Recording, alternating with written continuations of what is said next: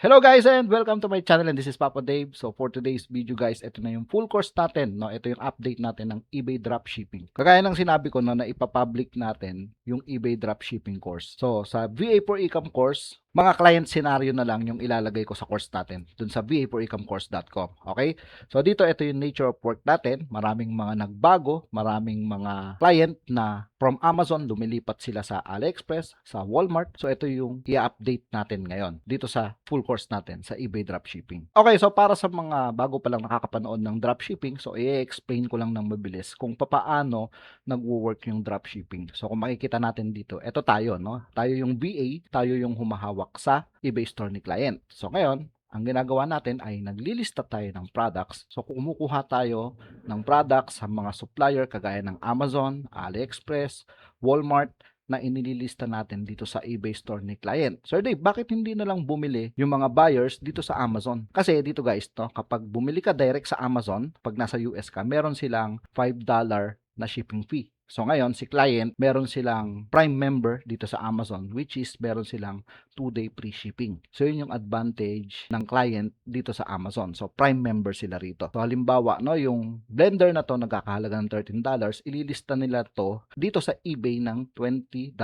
na meron pa silang 2-day free shipping. Okay? So wala nang gagawin yung buyer kundi bumili sa eBay na may 2-day free shipping. So, yun yung advantage ni client dito sa Amazon. So, magkano yung magiging profit natin? So, sa $13, pag binenta siya ng $20 dito sa eBay, so meron siyang $7 profit.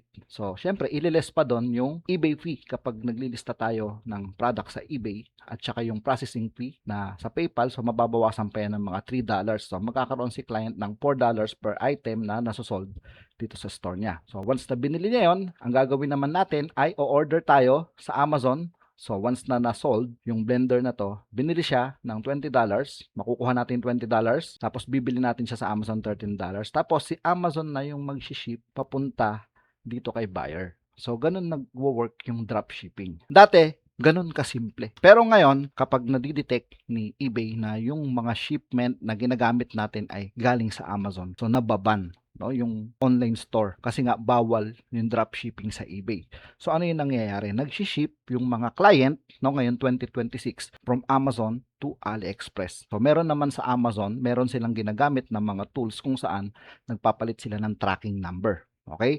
So, ganito yung nangyayari. Nag-ship sila sa AliExpress. Ngayon, si AliExpress ay, ang shipment nila doon ay yung USPS, hindi yung Amazon Shipping Company. So, USPS, UPS, so yun yung nag-ship dun sa AliExpress. Okay? So, napapalitan yung tracking number. Nakakapaglagay tayo ng tracking number dito sa eBay para hindi ma-detect ni eBay na dropshipping yung ginagawa natin. So, ganon yung nangyayari ngayon 2026. So, ganito nagwo-work yung eBay dropshipping. Okay, so ito yung mga supplier, no, na pwedeng pinagkukuhanan ni client. Pwedeng Amazon, AliExpress at Walmart. Tapos, tayo yung magpa-product research, no. Gumagamit tayo ng tools para maghanap ng products. So, dito sa course na to, matututunan nyo lahat yan, no? Paano mag-product research, paano mag-product listing, ituturo natin yan. So, dito muna tayo sa nature of work natin para mas maintindihan nyo yung eBay dropshipping. So, magsa-search tayo ng product, tapos tayo mismo yung maglilista ng product dito sa eBay niya. Okay? So, ngayon, ito yung pinaka-manual. Siyempre, direct sa Amazon, sa AliExpress, o sa Walmart, direct. Pero may ginagamit tayong mga tools. Kasi kapag yung eBay store ni client ay na-open sa ibang IP address ng country, halimbawa sa Pilipinas, nadidetect siya ni eBay, minsan nasususpend yung mga account. So dito gumagamit si client ng dropshipping tools para hindi na tayo direct dito sa eBay ni client naglilista ng product. So ito yung nire-recommend natin, no, yung eSync. So yung eSync, ito yung automation tool na nire-recommend natin kung saan ililink ni client yung eBay store niya dito sa eSync. Tapos tayo, o online na lang natin yung account natin sa eSync para dito tayo direct maglilista ng products. So, dito naman sa pagpa-product research ay gagamit tayo ng Zik Analytics para sa product research. So, dito may mga settings tayo na gagawin para gawin yung pagpa-product research natin. Okay? So, dito sa course na to, sa full course na to, lahat yan ay ituturo natin. Okay? So, dito, yung Zik Analytics ay pwede tayong mag-product research sa Walmart, AliExpress, Amazon. So, dito naman sa eSync, pwede tayong maglista ng products gamit yung mga link na mai-research natin na ilalagay lang natin yung link tapos kusa na siyang naglalagay ng mga specification, description, ng title. So yan yung gamit ng automation tool na eSync. Dito tayo magpo-focus kung papaano nagwo-work yung dropshipping. Magpapakita ako sa inyo ng actual work. Ituturo ko sa inyo step by step kung paano mag-manual product research, mag-manual monitoring. Kung meron tayong tools, hindi na natin kailangan mag-manual monitoring.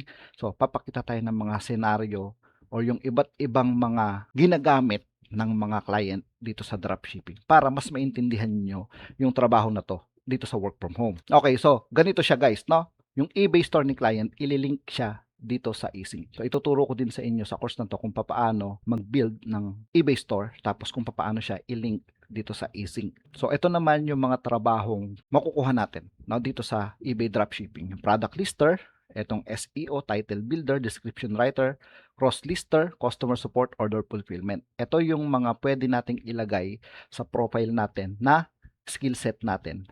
eBay dropshipping, tapos ilalagay natin yung skill set na to para sa profile natin at meron na tayong ma-build na profile dito pa lang sa eBay dropshipping. Okay, silipin muna natin no, kung ano ba yung itsura ng eSync. So ito yung eSync kung saan nakakonect yung account ni client na eBay. Ito naman, yung Zik Analytics, ito naman yung product research tool na gagamitin natin sa pagpa-product research. Okay, so ang tanong, sir, may gagastusin ba kami? May bibilhin ba kami?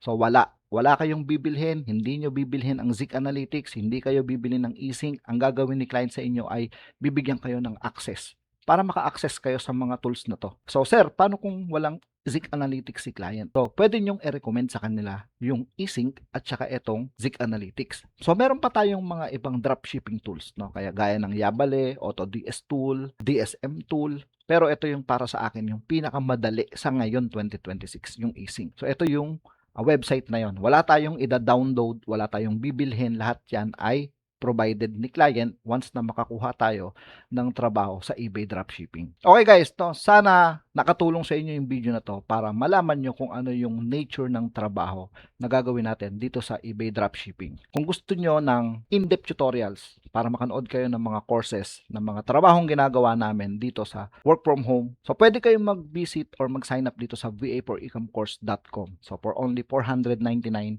may 3 months access na kayo para mapanood lahat ng mga courses natin dito sa website. Okay guys, so proceed tayo sa part 2 kung saan ipapakita ko sa inyo yung actual work na magpa-product research tayo at magpa-product listing tayo gamit yung eSync at yung Zik Analytics. So sana nakatulong sa inyo guys yung video na to. So yun lang po at maraming salamat.